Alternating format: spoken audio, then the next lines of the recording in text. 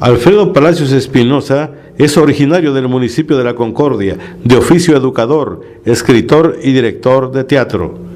Dentro de sus obras destacan las novelas Los malos presagios, Los confines de la utopía, El heredero y El miedo de reciente edición, así como Los límites perdidos y Los agravios de su ilustrísima.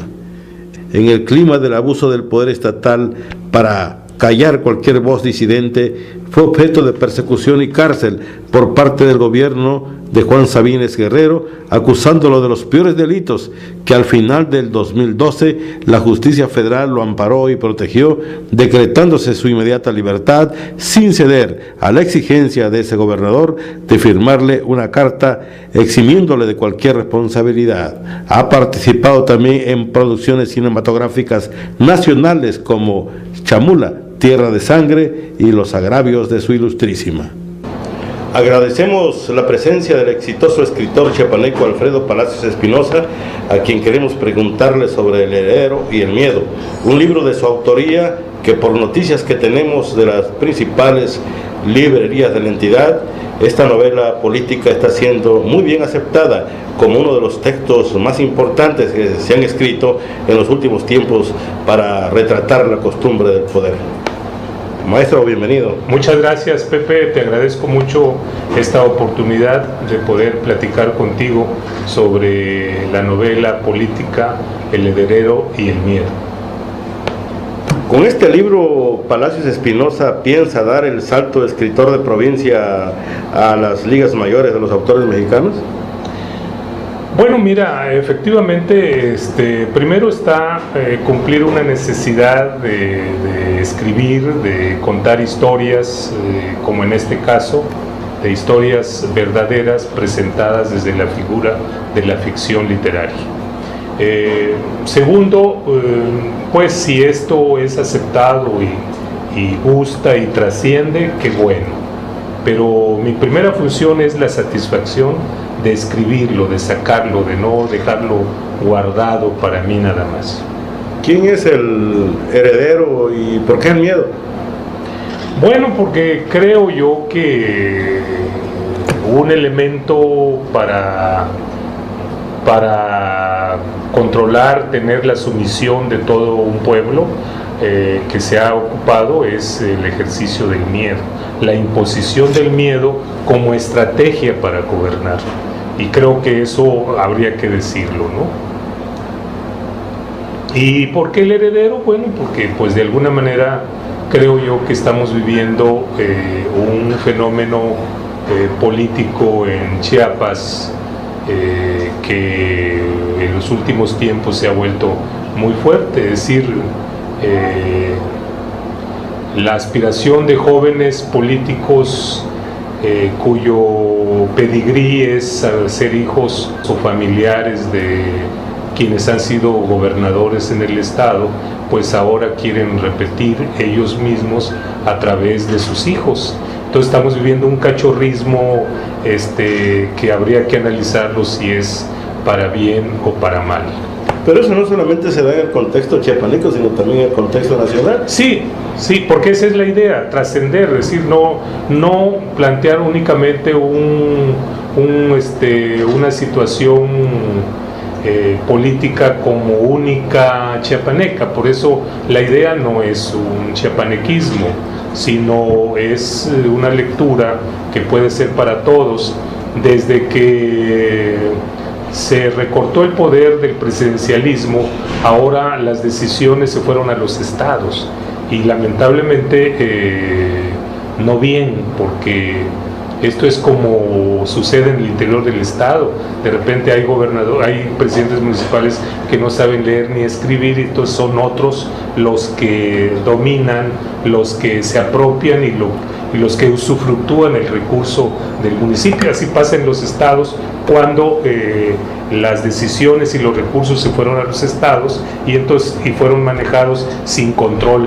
Te dice en ese libro que es el retrato del peor sexenio de Chiapas. Bueno, pues es un recurso mediático, porque la portada podría, sin ese sin ese balazo, digamos, mediático, podría suponerse que es un libro más sobre los narcotraficantes, ¿no? Por la fotografía misma. Entonces el editor consideró que había que ponerle para señalar cuál es el tema, ¿no?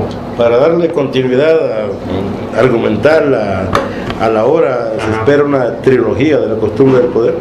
Bueno, mira, esto va surgiendo porque la gente piensa, es decir, la gente lectora ya le encuentra semejanzas, parecidos, incluso identifica a personajes de algún sexenio, ¿no? O del peor sexenio, depende para quién, porque para algunos pudo haber sido el mejor sexenio, ¿no? Entonces, para los lectores, aquí está la tarea, que ellos identifiquen quién es quién, a qué sexenio se refiere. Esto es como decía Chekhov, la obligación del escritor es poner los personajes, las situaciones, la trama, la historia. Corresponde a los lectores ver parecidos, semejanzas, hacer comparaciones y definir este es fulano, este es sutano, pero es el lector el que le corresponde decirlo. Uno pone la idea. Ahora, yo te puedo decir que esta novela, normalmente una novela, Vargas Llosa lo define como una mentira escrita para que sea creída como verdad. Aquí es al revés, son verdades presentadas como mentiras. Es decir, porque en Chiapas nuestras historias reales son más fantásticas que las historias inventadas, las ficciones. Sí, hay muchas cosas que la propia imaginación queda corta ante los sucesos que nos pasan, que suceden en la entidad, a nosotros como sociedad. Pero esta novela, la novela política de El Heredero y El Miedo, ha tenido una gran aceptación, gente que me ha comentado y ha estado pendiente de este esfuerzo editorial. ¿Cómo seguir retratando la vida política de Chiapas? Bueno, entonces te digo, mucha gente que ya lo leyó o que está leyendo me dicen que nos quedamos, de acuerdo a su percepción y a su interpretación, que nos quedamos cortos, que esto debe seguirse, y entonces creo que se nos ocurre que es bueno pensar en 3 entregas, en 3 novelas que puedan posteriormente realizarse, escribirlas, ¿no? Porque claro, la actividad, la clase política está dando mucho que desear, mucho que decir, y bueno, pues hay que uno como escritor la va registrando para en su momento escribir algo. Y esta novela nutre de información, además de que tiene un estilo definido en la narración de los hechos. Sí, digo, los propios protagonistas son proveedores de información. Los medios también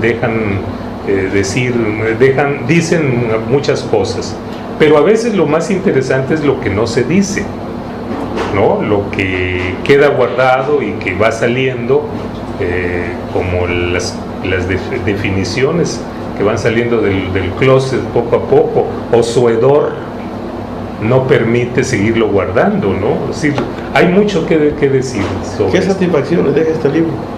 Primeramente, Pepe, un escritor, alguien que se precie de querer serlo, tiene que tener basado en una necesidad de decir cosas, más que soñar con ser un escritor famoso, sino la necesidad de decirlo. Creo yo que es lo primero, de comunicarse con sus semejantes. Te puedo poner el ejemplo del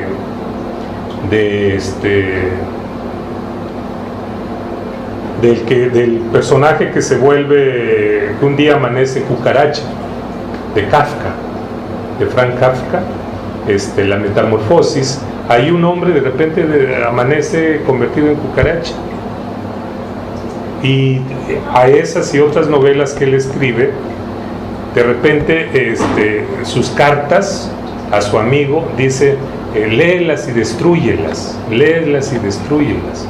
Pero gracias a la falta de fidelidad del amigo, se llega a conocer un gran escritor, porque nadie cree que fuera cierto ese que léelas y destrúyelas.